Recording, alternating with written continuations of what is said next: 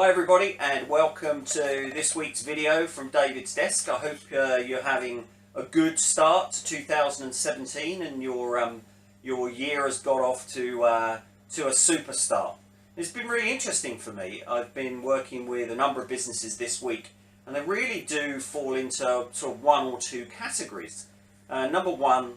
Business number one, let's call it that, has really ingrained and set sales KPIs, sales targets, key performance indicators in their business, and is obsessing about them and getting some fabulous results. They're smashing it out the park, year-on-year growth, exceeding their targets. Business number two started on that journey and saw the results, the results that came from measuring these things on a day-by-day basis. But for some particular reason, they sort of lost focus and slackened off.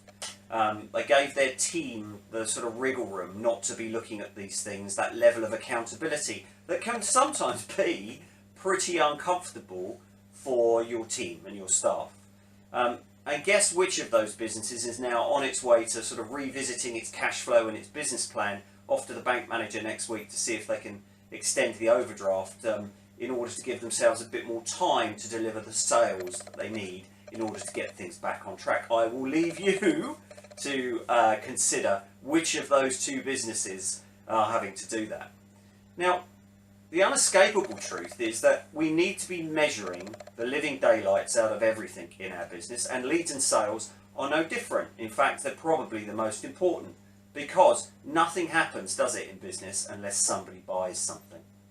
So let's spend a few moments just refreshing our minds on all the stuff that we've talked about on these weekly blogs about sales KPIs or key performance indicators. We've broken it down into a number of individual chunks for you to hopefully make that a bit more understandable. So number one is you want to start big. What are your company-wide goals? And an example of a company-wide goal would be you want to grow revenues by 10%, by 15%, by 20% this year. We want to extend our market share from 20% to 40% in the market. That's a big company-wide goal. And it's best to have these very simple and easily understood so that everybody in the organization gets it. So they're really focused on it, even if they're not directly responsible and can directly impact it, because you want that as a culture. Number two is you then want to support those primary goals with one or two secondary goals.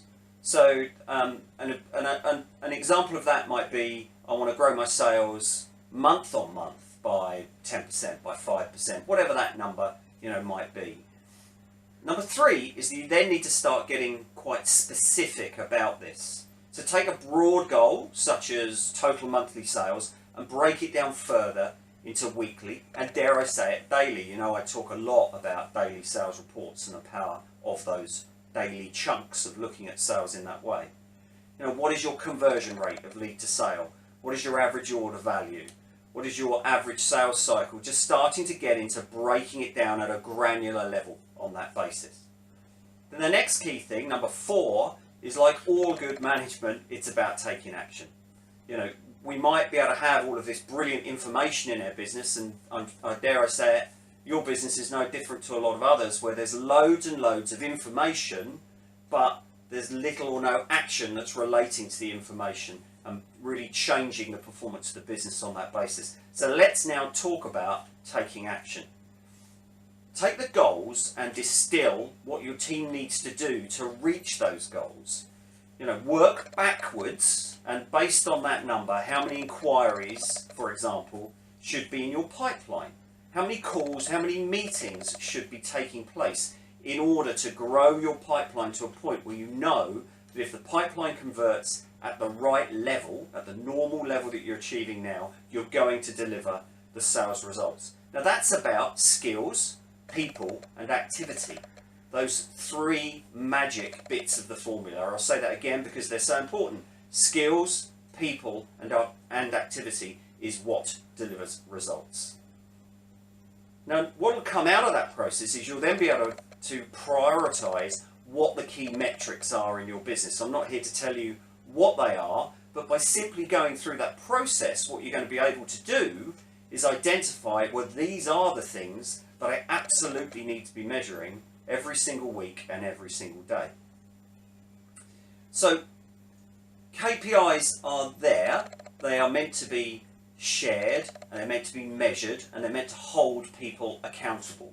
Now, what we've done in the blog this week is there's a load more detail about how to set KPIs that deliver exceptional sales results. So pop the link, look at the link on the email, pop over to the blog, there's a bit more information there. We've even created a free guide that you can get that then captures all of the things that we've learned about setting KPIs. You can download that free of charge. So listen, I hope that's been useful to you. I wish you the best for the week coming up. Hope you really smash those sales targets. And give us a shout if you've got any questions about what we've just talked about. So, till next week, look forward to it. Cheers now.